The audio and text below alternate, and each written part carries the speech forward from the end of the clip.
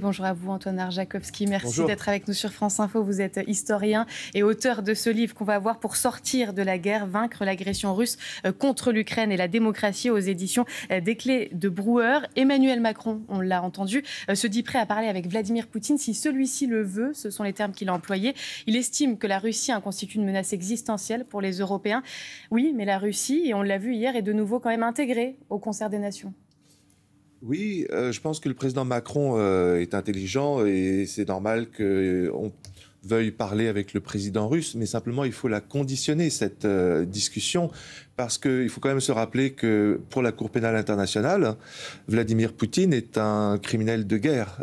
Il est poursuivi pour ce qui s'est passé à Boutcha, pour le vol des enfants ukrainiens qui ont été kidnappés, envoyés en Russie. Donc il faut que les Européens, bien entendu, participent à la discussion actuelle pour stopper la guerre, mais non pas pour juste un cessez-le-feu, mais pour un vrai arrêt de la guerre avec l'écoute non seulement des préoccupations sécuritaires des Européens, mais aussi des conditions posées par les Ukrainiens de récupérer leur territoire, d'avoir des conditions de sécurité pour l'avenir qui soient fermes. Donc je pense qu'aujourd'hui, c'est important, effectivement, ce que fait la diplomatie française, de réunir les pays européens, et pas que européens, puisque le Canada vient aujourd'hui à Paris, pour imposer la voix des Européens. Et ça doit être beaucoup plus fort. Aujourd'hui, C'est quand même une nouvelle étape, oui. C'est une nouvelle étape. Sinon, on est complètement marginalisé. On a vu des images terribles en Arabie Saoudite où il n'y avait aucun drapeau européen. Donc, l'enjeu aujourd'hui, c'est de protéger le ciel ukrainien. C'est ce que proposent les Britanniques, par exemple. Les Britanniques proposent d'envoyer des typhoons pour faire des patrouilles de surveillance du ciel ukrainien. Les Français pourraient aussi envoyer des avions pour protéger le ciel ukrainien. Il faut être beaucoup plus fort pour soutenir l'Ukraine. Le président Zelensky a dit... L'armée européenne, elle est déjà en Ukraine. Avec l'armée ukrainienne, on représente la base d'une armée européenne. Eh bien, il faut le prendre au mot et réellement soutenir cet effort de défense ukrainien. Alors justement, vous parlez de ces images que vous avez qualifiées de terribles, en tout cas c'est vrai d'exceptionnelles depuis l'invasion russe en Ukraine. On va les revoir, c'était hier, donc le ministre de la Défense russe, Sergueï Lavrov, auprès du secrétaire d'État américain Marco Rubio, donc à Riyad en Arabie Saoudite. Et les Russes qui sont de nouveau dans le jeu diplomatique et même pris en compte dans leurs demandes et leurs lignes rouges. On va réécouter Sergueï Lavrov. Nous avons expliqué aujourd'hui que le déploiement en Ukraine de troupes de forces armées des pays de l'OTAN, mais sous un autre drapeau, sous le drapeau de l'Union européenne ou sous des drapeaux nationaux, ne change rien. C'est bien sûr inacceptable. Il y a eu un vif intérêt pour la levée des obstacles artificiels au développement d'une coopération économique mutuellement bénéfique. Jean-Louis Bourlange nous a rejoint. Bonjour à vous. Merci d'être avec nous, ancien président de la Commission des Affaires étrangères de l'Assemblée nationale. On viendrait entendre Sergueï Lavrov. Le Kremlin a dit l'Ukraine d'accord pour entrer dans l'Union européenne, mais pas d'accord pour qu'elle intègre l'OTAN pour le coup. Et puis elle a aussi dit par la voix de Sergueï Lavrov que finalement une levée des sanctions contre la Russie, ce serait plutôt pas mal, alors que l'Europe a annoncé un nouveau train de sanctions et a voté même aujourd'hui un nouveau train de sanctions. Ils ont déjà gagné la négociation, ou en tout cas ce premier round de pourparlers? En tout cas, il y a une attitude très claire et très logique, à vrai dire, de M. Lavrov, qui dit tout ce qui a déjà été acquis, tout ce qui a été donné est acquis, on n'en parle plus, et tout ce qui n'a pas encore été donné, on en discute et on exige. C'est assez simple. C'est une stratégie de montrer qu'on a réussi. Ça correspond parfaitement à la stratégie de M. Trump, qui a commencé par donner tout un tas de choses qu'en général, on envisage de donner qu'à la fin de la négociation. Donc Lavrov est quand même un très grand diplomate, il est très brutal depuis des années, il était très doux dans la période précédente, c'est quelqu'un c'est un vrai professionnel, et nous nous conduisons d'une façon assez singulière, sauf si on considère que ce que je crois, que le but des Américains n'est pas de défendre l'Ukraine, n'est pas de défendre l'Europe, que moi... C'était entendu entre Donald Trump et Vladimir Poutine, ce qui s'est dit hier. Je suis de ceux qui pensent qu'on assiste à une sorte de renversement des alliances. Pas du tout simplement. M. Aski avait dit à France Inter un jour, il y a quelque temps, on se demandait si Trump serait un allié très solide. On n'avait pas envisagé qu'il soit un adversaire qui nous attaquerait. Et je pense que c'est ça le problème. Et moi, ce qui me frappe, à travers tout ce qu'on voit, c'est la convergence profonde d'intérêts, d'idéologie, de solidarité entre M. Trump et M. Poutine, et même d'ailleurs M. Xi. On a une idéologie qui se met en place qui n'est pas la nôtre, qui n'est pas celle des Européens, qui n'est pas celle des Ukrainiens, dont les éléments sont simples.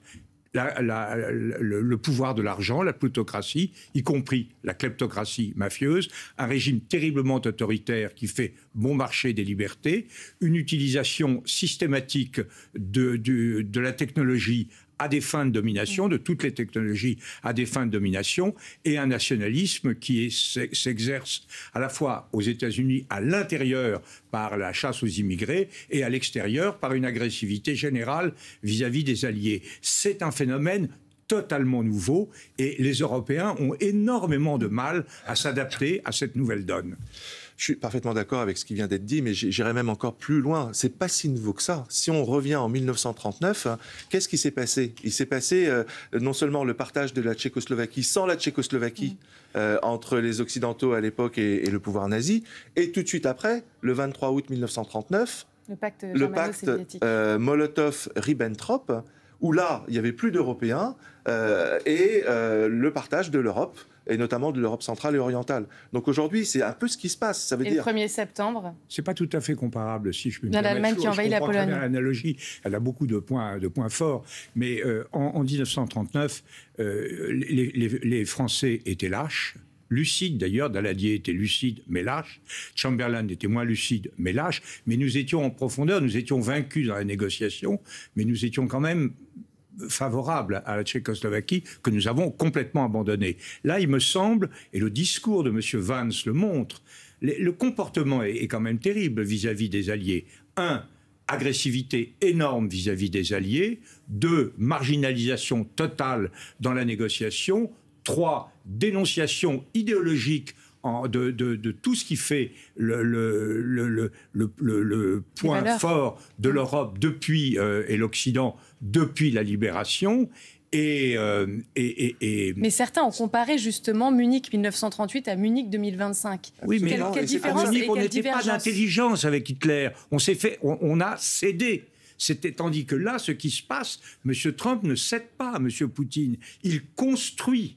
Et c'est pour ça que je parle d'une alliance. Et c'est pour ça que je parle de Molotov-Ribbentrop. Je crois que la comparaison est plus... Absolument, on est passé très rapidement... Ça n'a pas duré. De Munich 39 à Molotov-Ribbentrop. Ça n'a pas duré, mais là, ça dure et on voit bien la convergence. D'ailleurs, on le voit en politique intérieure avec le RN et LFI qui sont en résonance sur des tas de sujets de politique extérieure. Et on est dans une situation... Alors, ça nous prend complètement à contre-pied, pas tellement nous les Français, parce qu'on s'est toujours méfié de... On a eu le général de Gaulle qui a quand même sorti de l'OTAN à un moment, on a eu Villepin et qui a dénoncé l'opération en Irak. On a toujours été un peu conscients, mais on n'a jamais réussi à entraîner les Européens. On va y revenir si vous le voulez bien. Et les Européens, je tiens à dire une chose, c'est que les Américains n'ont jamais voulu que les Européens montent en puissance sur le plan de la défense. Ils nous disent aujourd'hui, vous ne faites rien, ce qui est faux, on dépense de l'argent aussi, mais en tout cas, l'idée qu'on ait un pouvoir militaire européen organisé, c'est quelque chose qu'ils ont toujours systématiquement combattu. Alors on va y revenir évidemment, mais d'abord pour rester juste sur ce nouvel axe Washington-Moscou qui s'est donc réveillé finalement ces derniers jours, en tout cas officiellement et à la vue de tous. On se demande comment les Russes voient cela, comment les Russes voient leur retour dans ce concert des nations. Et on a posé la question à notre correspondante à Moscou, Anne Poncinaï.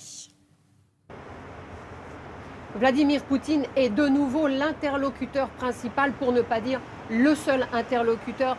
Un changement spectaculaire. Si l'on pense qu'il y a à peine plus d'un mois, il n'était pas question pour l'administration américaine de parler seul à seul avec Vladimir Poutine sur le dossier ukrainien sans la présence de l'Ukraine. Alors, ce retour au centre du jeu de Vladimir Poutine, c'est Donald Trump qui l'a fait. En échange de quoi on n'a pas entendu parler de concessions que la Russie ferait sur le dossier ukrainien. En revanche, hier à Riyad, la délégation russe a, semble-t-il, fait miroiter aux Américains des perspectives économiques en Russie avec la reprise d'activités ou le développement de nouvelles activités, notamment dans le secteur de l'énergie.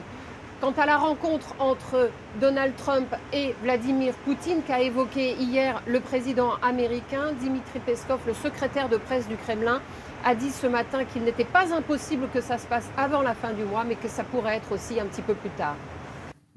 En tout cas, cet axe Moscou-Washington, du coup, vous le qualifiez comment, Jean-Louis Bourlange? Les États-Unis et la Russie sont désormais partenaires, alliés? Je crois que c'est une idéologie qui s'impose sur le plan mondial. J'avais été très frappé par le livre de mon ami Jean-Marie Guéhenno sur le premier 21e siècle, qui soulignait le caractère très opérationnel de la philosophie de Xi, qui est à peu près la même. La kleptocratie, alors une alliance, oui, une alliance des grands. On s'occupe. D'ailleurs, regardez, l'idée que l'environnement de la puissance impériale, c'est à la merci, à la disposition de l'Empire, que ce soit l'environnement de la Russie ou que ce soit l'environnement nord-américain entre le Panama, le Groenland, le Canada, etc. On a simplement... On se partage le monde à trois. Il n'y aura pas de conflit, avec il n'y aura chacun pas de tension, mais il y a la volonté d'organiser à trois un monde dans lequel nos valeurs, ce que nous sommes, ce pourquoi des centaines de milliers d'Ukrainiens se sont battus et sont morts depuis quelques années, est passé pour rien, et même est passé pour quelque chose de mal. Regardez, c'est quand même très important que M. Vance ait pris position, en réalité, pour une alliance entre la CDU et l'extrême droite allemande, qui est quand même pas dégagée du nazisme. Ça, c'est vraiment une remise en cause, mais absolument fondamentale, de tout ce qu'on a fait depuis 1945. Je crois que c'est important d'insister sur cette guerre des idées. Il y a eu une déclaration de guerre idéologique de J.D. Vance aux Européens, de la part de gens qui se réclament d'une idéologie libertarienne. Un libertarisme qui converge avec l'impérialisme libertaire des Russes. Il estime qu'il n'y a plus de liberté d'expression en Europe. Voilà, ce qui est n'importe quoi. C'est et au contraire, c'est ouvrir la boîte de Pandore de tous les radicalismes. Donc, il faut que les Européens, puisque le président Macron a annoncé qu'il allait s'adresser aux partis politiques français, il faut vraiment insister là-dessus. Je pense qu'en France, on est quand même tous attachés à la démocratie, à la République, à des principes de solidarité, d'égalité, de fraternité. C'est tout ça qui est remis en question aujourd'hui par cette alliance néo-mafieuse entre les Russes et les Américains. Les Chinois craignent ça. Et c'est pour ça que les Chinois ont dit il faudrait que les Européens aient leur voix à la table des négociations. Parce que, voilà. Mais je suis d'accord sur le fait que les Chinois sont de la même logique impérialiste. Donc il faut absolument qu'en Europe, on réagisse. Et le président Macron fait bien de réunir rapidement et les forces politiques françaises et les forces européennes. Et pour parler, sur l'initiative du président Macron, très rapidement, que je trouve très bien. Oui, je ne crois pas que la France devrait totalement se mettre en première ligne. Je pense qu'il faudrait vraiment mettre la Pologne en première ligne. Ils sont présidents de l'UE, ils ont une armée très forte, ils sont très solidaires de l'Ukraine. Ils ne veulent pas les mêmes choses que nous. Il y a des électeurs polonais en Amérique, ce qui inquiète Macron. Oui, alors mais ils sont très dépendants des États-Unis. Si je peux me permettre qu'on avance un peu sur la stratégie de Donald Trump. Jean-Éric Brana est avec nous aussi à distance. Bonjour à vous, spécialiste des États-Unis et maître de conférence à l'université Assas Paris 2. Cet axe, donc Washington-Moscou, pour vous, qu'y a-t-il dans la tête de Donald Trump? Quelle est sa stratégie lorsqu'il se rapproche comme ça de la Russie? On parlait en plateau de la convergence de certaines valeurs, ou en tout cas d'une certaine vision du monde et de ce que doit être finalement le pouvoir, l'exercice du pouvoir. Est-ce que c'est comme ça que vous analysez ce qui se passe ces derniers jours, et notamment cette réunion hier à Riyad? Alors, la réunion de Riyad a pour but de reprendre pied dans les relations entre les États-Unis et la Russie, rien d'autre. En réalité, il s'agit de dire on va rouvrir les ambassades, on va échanger à nouveau du personnel de part et d'autre, et puis se remettre à parler sur le plan stratégique, sur le plan économique. Ça c'est un vrai changement avec Biden, qui avait décidé d'isoler totalement la Russie sur le plan international. Donc on a deux visions politiques assez différentes sur la manière de mener les choses. Après, la stratégie de Trump, pour l'instant, elle me semble assez peu définie. Elle est à tâtons. Il se cherche un petit peu. On l'a vu avec les prises de position, celle de Vance et d'Excep, qui étaient pour ne pas dire assez lunaire, puisque, bon, qui parlent de liberté d'expression, après tout, ils parlent de ce qu'ils veulent. On en a un peu rien à faire. C'est lunaire, mais il y a du concret. On revoit ces images déjà symboliquement, États-Unis et Russes autour de la table. C'était pas arrivé depuis quand même très longtemps. Alors certes, pour l'instant, c'est pas Donald Trump, Vladimir Poutine, mais ça devrait l'être d'ici la fin du mois. Il y a un vrai changement quand même de doctrine et une redistribution de ce qu'étaient les cartes géopolitiques mondiales depuis maintenant des décennies. Alors, vous ne m'avez pas laissé terminer. Je parlais spécifiquement du discours de Vance et d'Exet, qui est donc le ministre de la Défense Exet et Vance le vice-président, qui n'ont pas en tout cas pour Vance, qui n'a aucune prise diplomatique. C'était une vision politique qui ne regarde que lui, qui montrait surtout son incompétence sur le plan de la diplomatie internationale. Il y a le discours de Rubio qui est très différent, qui colle beaucoup plus à la vision des parlementaires américains. Souvenons-nous quand même que la politique se fait au Congrès et que c'est eux qui décident des grandes lignes de ce que va suivre le pays ou pas, ne serait-ce parce que financièrement et politiquement, c'est eux qui tiennent les rênes. Et là, la vision, elle est beaucoup plus nuancée, pragmatique, beaucoup plus tranquille. J'entendais la fin de l'intervention de M. Bourlange, avec laquelle j'étais entièrement d'accord. Moi, je ne vois pas de réel changement dans la politique. Je ne pense pas qu'ils cherchent à abandonner les Européens. Je pense qu'on est sous leur parapluie, un peu contraint et forcé d'ailleurs, et qu'ils se satisfont très bien de cette situation. Maintenant, ils veulent amener à un changement léger de position. C'est vrai que cette position à Riyad, mais je le disais en introduction, est un vrai changement par rapport à la ligne Biden. Bon, ben c'est la ligne suivie par Trump qui se sent toujours plus malin que les autres et qui pense qu'il peut parler avec tout le monde. Justement, Jean-Éric Brana, pardon, dans le même temps, son envoyé spécial à Trump pour l'Ukraine, Keith Kellogg, est à Kiev depuis ce matin pour sa première visite. Et on peut le dire, il va avoir fort à faire en termes de diplomatie après les propos de Donald Trump hier à Mar-a-Lago en Floride, où il a critiqué le président ukrainien Volodymyr Zelensky. Zelensky qui dénonçait ce rendez-vous à Riyad sur l'Ukraine sans l'Ukraine. Écoutez la réponse de Donald Trump. Je pense que j'ai le pouvoir d'arrêter cette guerre et je pense que ça se passe très bien. Mais aujourd'hui, j'ai entendu « Oh, on n'était pas invités. Vous étiez où pendant 3 ans? Vous n'auriez jamais dû la commencer et vous auriez dû trouver un accord. » C'est quand même des propos qui font fi de la réalité d'une agression, d'une invasion russe. C'est des fake news, mais ils renversent complètement la charge de la responsabilité. Voilà, il y a 2 fake news. La première fake news, c'est que ce n'est pas les Ukrainiens qui ont commencé la guerre, c'est les Russes qui ont commencé la guerre. Et la deuxième fake news, c'est quand il dit que Zelensky n'est pas populaire, alors qu'il est populaire. Il est soutenu par la majorité de la population ukrainienne. Il a perdu, certes, en crédibilité en 2024 parce que l'Ukraine est la seule à affronter la Russie depuis 3 ans. Et néanmoins, la majorité des Ukrainiens soutient Zelensky. Donc c'est insupportable que la diplomatie américaine, et c'est pour ça que je ne suis pas du tout d'accord avec M. Brana, la diplomatie américaine, elle lâche l'Europe, elle lâche les Ukrainiens, et la diplomatie américaine, aujourd'hui, il faut au contraire la remettre à sa place et avoir une position très forte. Moi, je serais au niveau des chefs d'État européens, je saisirais immédiatement les biens de la Banque centrale qui sont basés en Europe pour montrer qu'on a de la volonté pour réagir par rapport à l'impérialisme américain. Oui, je crois que Marco Rubio il est tout sucre, tout miel en ce moment, parce que c'est un diplomate fondamental, et pour une raison simple, c'est qu'ils veulent que l'Europe paye au pot et mette des troupes. Donc ils sont. Mais je ne suis pas du tout d'accord sur la hiérarchie.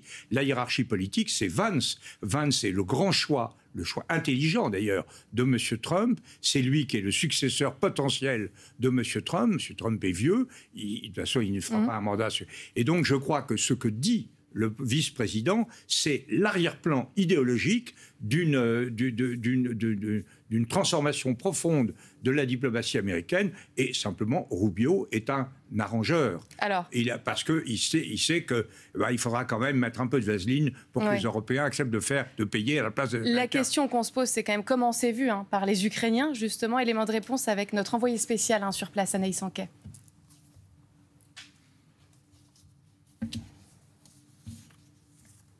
Alors ce que je peux vous dire, c'est que les Ukrainiens depuis quelques jours sont sidérés. Des habitants nous disent même qu'ils n'arrivent plus à dormir, notamment depuis ce coup de téléphone entre Vladimir et Donald Trump. Des habitants qui ont l'impression de vivre dans un monde parallèle, qui sont particulièrement choqués par les derniers propos du président américain qui a affirmé hier que Volodymyr Zelensky ne serait qu'à 4% d'opinion favorable dans les sondages, ce qui est totalement faux. Le président ukrainien est à plus de 50% d'opinion favorable ici en Ukraine. Des habitants également qui s'inquiètent, qui ont le sentiment que les États-Unis, je cite, sont en train de se faire berner par la Russie, qui nous explique qu'il ne faut pas croire Vladimir Poutine quand celui-ci affirme vouloir mettre un terme à la guerre, vouloir la paix. Tous nous rappellent notamment les accords de Minsk. Ils nous disent tous, regardez ce qui s'est passé quelques années après. La Russie nous a à nouveau attaqués, cette fois-ci dans une guerre d'une ampleur beaucoup plus intense. Enfin, ici, toute l'Ukraine demande à Volodymyr Zelensky de continuer à se battre pour que l'Europe s'investisse et pèse dans les négociations. L'analyse enquête depuis l'Ukraine, Volodymyr Zelensky qui parle ce matin des Russes, comme je cite, des menteurs pathologiques à qui on ne peut pas faire confiance. Il en a conscience, Jean-Éric Branas, à Donald Trump, finalement, qu'on ne peut pas faire confiance aux Russes, ou comme on le dit en plateau, et comme il est dans la même mécanique de fake news, finalement, ça lui importe peu. Ah non, ça ne lui importe pas. Je vais reciter Rubio, puisque je m'appuie sur lui aujourd'hui, et qui a dit on ne fait confiance à personne en diplomatie. On voit dans quel état d'esprit s'avancent les Américains. Permettez-moi de répondre à Jean-Louis Bourlange. Je comprends l'émotion et je comprends le point de vue européen, bien évidemment, mais n'oublions pas qu'on parle des Américains. Et pour l'instant, le président Trump, il a une opinion publique à convaincre. Il répète depuis 4 ans maintenant, enfin depuis 3 ans, que cette guerre, c'est une erreur, qu'il ne fallait pas la faire, que lui peut la régler. Donc ce dont il a peur aujourd'hui, c'est d'un enlisement en réalité, qu'il ne puisse pas en sortir. On voit bien à quel point cette situation est compliquée. Et donc le discours politique, et j'ai employé la même expression en parlant de Vance, effectivement, est un discours idéologique fort. Ce n'est pas le discours diplomatique qui, lui, est autre chose et qui sera ce qui va se dérouler. Et donc, je maintiens mes propos. Je crois qu'il y a une vraie incompétence de la part de Vance sur le plan diplomatique et je ne pense pas non plus qu'il y ait le feu au lac dans les relations entre l'Europe et les États-Unis. Les États-Unis, en tout cas, qui Son donnent l'impression... discours a été validé, à ma connaissance, par le président. Non, le discours de M. Vance a été validé par le président. Par Donald Trump, vous voulez dire, oui, par le président Trump. Oui, bien sûr. Mais je dois dire, je ne comprends pas tellement cette querelle. Je trouve que effectivement, c'est extrêmement clair. C'est extrêmement clair que les Européens sont pour la paix, assurément, et on pouvait très très bien s'avancer vers la paix et vers la négociation sans humilier les Européens, sans dire que l'Union européenne devait modifier ses principes et faire venir dans ce rang des gens favorables à Poutine, qu'on n'était pas obligé d'agresser tous ses voisins. Je crois qu'il y a opérationnellement, diplomatiquement aussi, et pas seulement idéologiquement, un revirement très profond. Oui, et je voudrais aussi ajouter une phrase, celle des parlementaires européens, qui hier, les représentants de tous les partis, les 4 principaux partis européens, qui ont dit il faut ouvrir les yeux, les Américains ont lâché l'Europe. Donc s'il y a un véritable changement de la position diplomatique européenne, validé américaine vis-à-vis de l'Europe, validée par le président Trump, dont il faut que nous, on prenne conscience immédiatement. Parce que ça signifie que l'OTAN, et Pete Hegseth l'a dit à Bruxelles, l'OTAN ne va plus se préoccuper de la sécurité européenne. L'OTAN, pour les États-Unis, maintenant se tourne vers le Mexique, vers le Pacifique, mais plus vers l'Europe. Donc c'est vraiment urgent pour les Européens de cesser de croire en un parachute américain. C'est à eux de prendre leur défense en main. Ce n'est plus notre bouclier. Alors on verra en tout cas ce qu'il en est. Pour l'heure, les Américains, ils donnent aussi l'impression que ce sont eux qui ont soutenu largement l'Ukraine, financièrement, militairement, humainement, humanitairement même peut-être, plus que les Européens. On va voir ce qu'il en est. On va réécouter Donald Trump. C'est ce qu'il dit, en tout cas évidemment le président américain. On l'écoute, on en parle juste après. Statisticien engagé. On leur a donné, je crois, 350 milliards de dollars, mais disons que c'est moins que ça. C'est beaucoup. Et on doit égaliser avec l'Europe, parce que l'Europe donne un pourcentage beaucoup moins important que cela. Je pense que l'Europe a donné 100 milliards, et on a donné, disons, plus de 300 milliards. Et c'est plus important pour eux que ça l'est pour nous. On a un océan au milieu, nous. Mais où est tout l'argent qui a été donné? Je n'ai jamais vu aucun relevé comptable. Alors, est-ce que c'est faux? Est-ce que c'est vrai? Camille Novak, bonjour à vous. Vous êtes justement penché sur les chiffres de l'aide apportée à Kiev. Encore une fois, aide militaire, financière et humanitaire de part et d'autre de l'Atlantique. Et oui, en effet, c'est pas toujours facile de s'y retrouver dans les différents chiffres qui sont avancés, mais il y a un institut qui s'occupe de recenser rigoureusement ces données, c'est le Kiel Institute. C'est un groupe de recherche économique allemand indépendant qui recense les différentes aides militaires, humanitaires et financières qui sont données à l'Ukraine depuis 2022. Alors si on regarde sur l'enveloppe globale depuis février 2022, on se rend compte que l'Europe a donné 131,62 milliards d'euros. C'est plus que les États-Unis, près de 20 milliards de plus, 114,15 milliards d'euros financés par les États-Unis depuis février 2022. Si on regarde uniquement sur l'aspect, le volet militaire, en revanche, l'Europe a donné un petit peu moins que les États-Unis, 62 milliards pour l'Europe depuis février 2022, contre 64 milliards pour les États-Unis. Alors on va regarder ces chiffres dans le détail avec ce graphique. Je vous le rappelle, l'Europe qui comprend les États membres de l'Union européenne, plus l'Islande, la Norvège, la Suisse et le Royaume-Uni. On voit, donc vous avez la courbe en bleu des financements apportés par l'Europe et en rouge des financements apportés par les États-Unis. Et on voit bien que c'est à partir de cette période-là que ça s'est creusé entre les deux à partir de fin février 2023, fin d'année 2023, début de l'année 2024, et cela correspond au blocage du Congrès. C'est à ce moment-là finalement que les États-Unis ont donné un petit peu moins de financement à l'Ukraine et ça s'est un petit peu rétabli à la fin de l'année 2024. Alors des chiffres qu'il faut tout de même relativiser, puisque si l'on regarde par rapport à la part du PIB de chaque pays, on se rend compte finalement que ce sont les pays qui sont le plus proches géographiquement de l'Ukraine qui donnent le plus. Le Danemark, cela correspond à 2,2% du PIB, 1% pour la Finlande, la Suède 0,9%, les États-Unis 0,5% du PIB, l'Allemagne 0,4% et enfin la France seulement 0,2% de notre PIB. Merci beaucoup Camille Novak. Antoine Arjakovski. Oui, les chiffres sont parfaitement justes. Je les ai vérifiés aussi avant l'émission. Et pour ce qui est de la France, ça veut dire que les Français ont dépensé un café par mois et par habitant pour soutenir l'Ukraine. Et je crois que le moment est venu maintenant de se réveiller et de dire c'est toute notre sécurité là qui est menacée. Donc il faut augmenter absolument le soutien et militaire et humanitaire à l'Ukraine. Et il faut avoir un système qui nous permette de nous battre contre les fake news. Parce que là, Trump a multiplié par 2 l'aide réelle américaine. Et il a fait pire encore. Il a envoyé un document via J.D. Vance à Zelensky, lui demandant 500 milliards de dollars pour se payer sur les terres rares ukrainiennes pour, soi-disant, récupérer les sommes que les États-Unis avaient données à l'Ukraine. Ce qui est complètement absurde, parce que 500 milliards, c'est loin des 115 milliards qui ont été aidés. Et les 115 milliards ont été donnés à l'Ukraine sous forme de prêts, avec le projet avec le Land-Lease, etc. Donc les Ukrainiens disent, mais c'est quoi ce racket? Les États-Unis prennent maintenant l'Ukraine comme un pays colonial qu'ils veulent racketter. Ils ont donné 8 heures à Zelensky pour réagir à cette proposition de mémorandum. Bien entendu, Zelensky a refusé. Mais là, il faut maintenant qu'en Europe, on ait un système de fact-checking qui soit à la hauteur pour immédiatement éviter que sur les réseaux sociaux comme X, par exemple, ça devienne, ça circule de façon virale. Vraies informations. Jean-Éric Brana, vous vouliez réagir?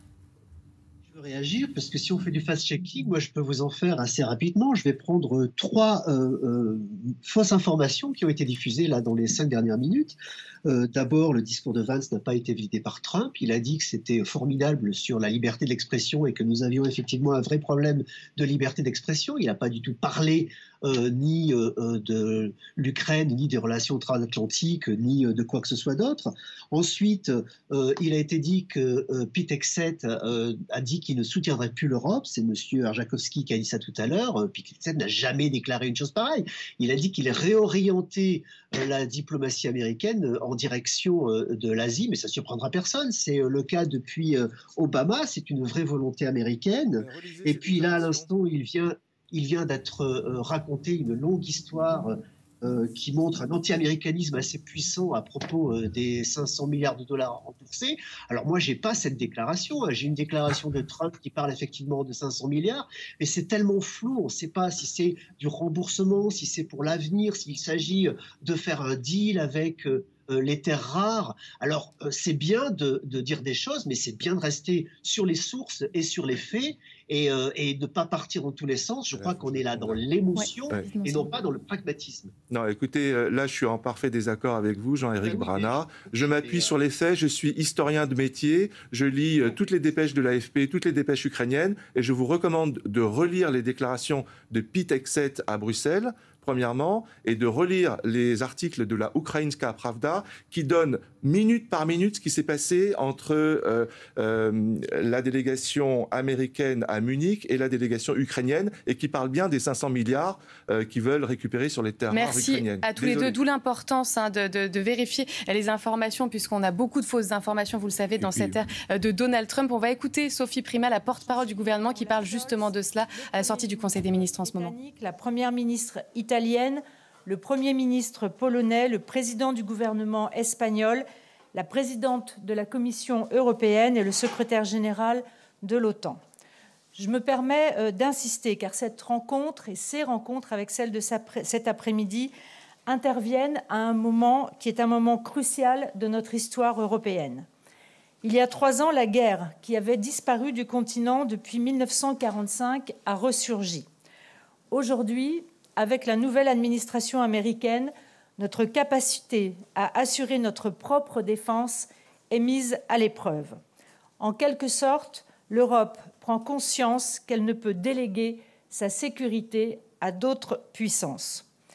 Le gouvernement français est solidaire avec l'Ukraine qui lutte pour sa liberté, mais aussi pour notre sécurité européenne. Il est aujourd'hui essentiel d'assumer la puissance qui est la nôtre et de reconstruire un modèle de souveraineté et d'indépendance dans un moment instable et très dangereux. La France veut une paix robuste, une paix durable, pas une pause, pas de cessez-le-feu bâclé. Les messages clés des réunions, de celle de lundi et probablement de celle qui se tiendra aujourd'hui, partagées par la France, sont les suivants.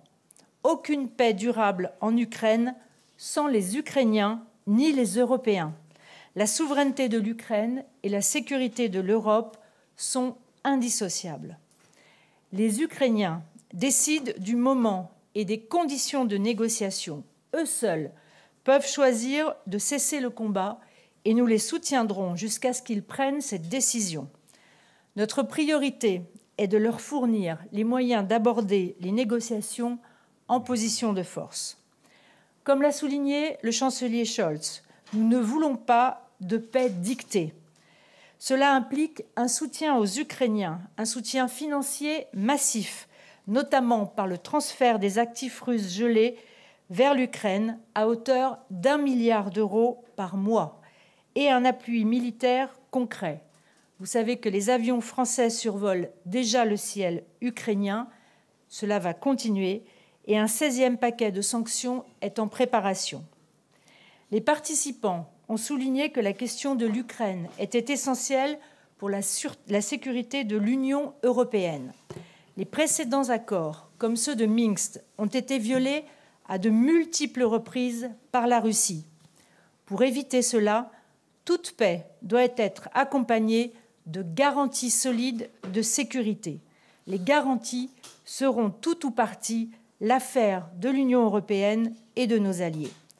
La vérité, c'est que la sécurité de l'Europe et notre capacité à nous défendre sont en jeu.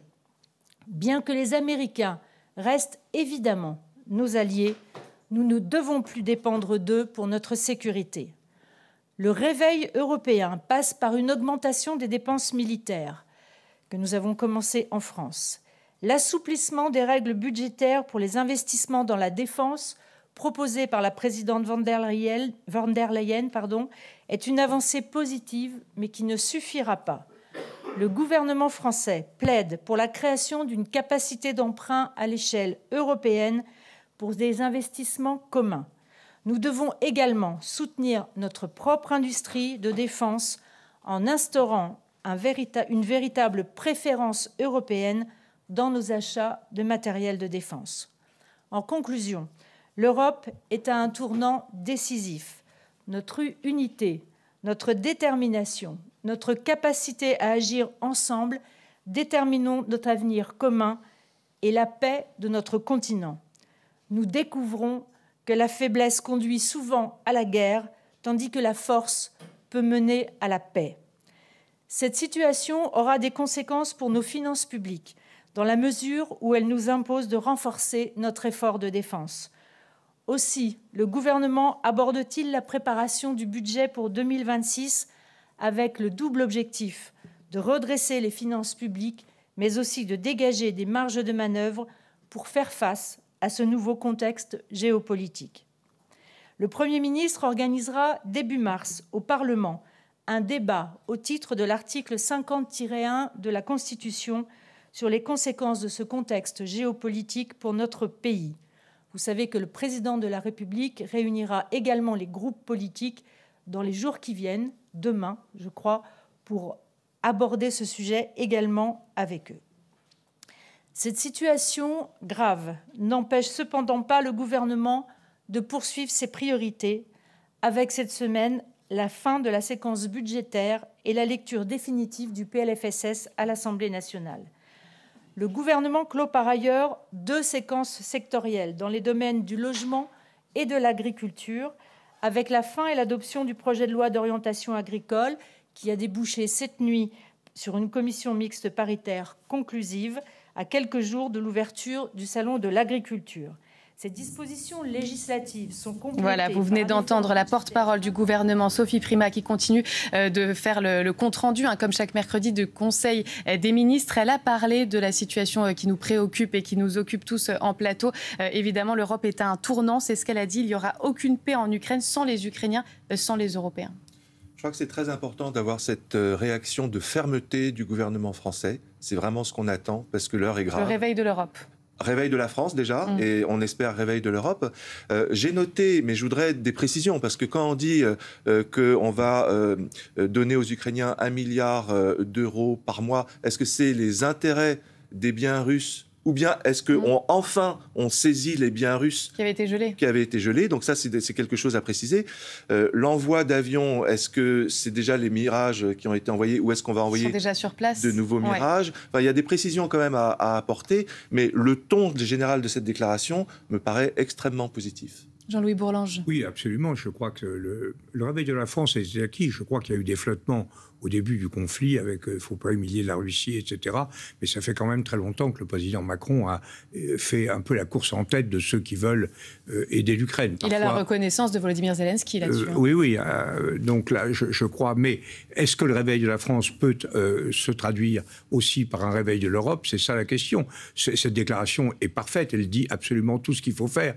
Mais est-ce que c'est une charte d'action ou est-ce que c'est une lettre au Père Noël ? C'est ça la question qui est posée. Car est-ce que nous sommes d'accord même avec les Anglais, avec ce que nous soutenons les uns et les autres très fortement les Ukrainiens, et nous sommes plutôt portés sur le respect des choses, la chose militaire. Mais même avec les Anglais, est-ce que nous avons la même pensée de l'articulation des rapports entre l'OTAN et les Européens ?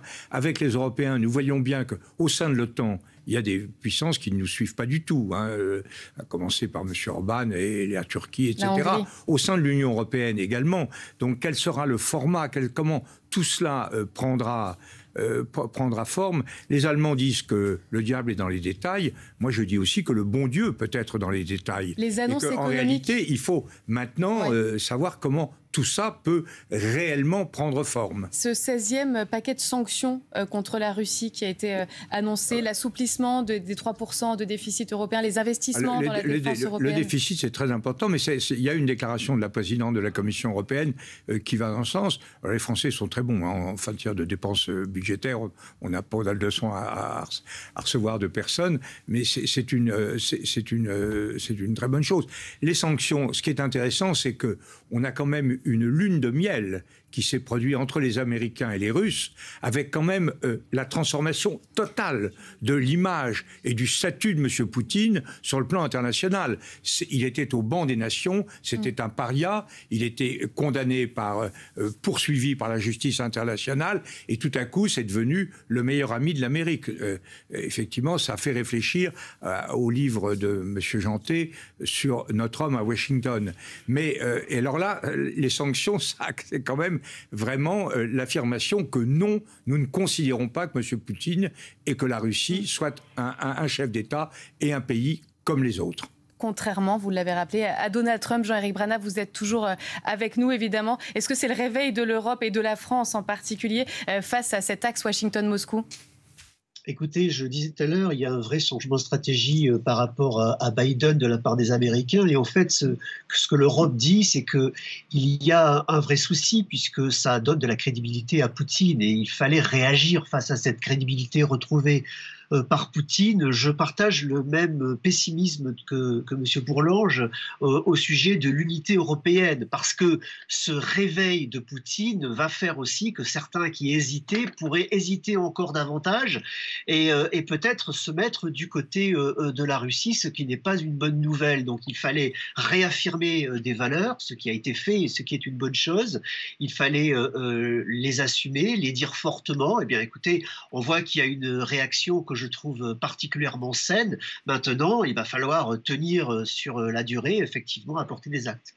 Merci infiniment Jean-Éric Brana d'avoir été avec nous à distance. Antoine Arjakovski et Jean-Louis Bourlange pour vos expertises, vos analyses sur la situation géopolitique et cette redistribution des cartes qu'on est en train de suivre.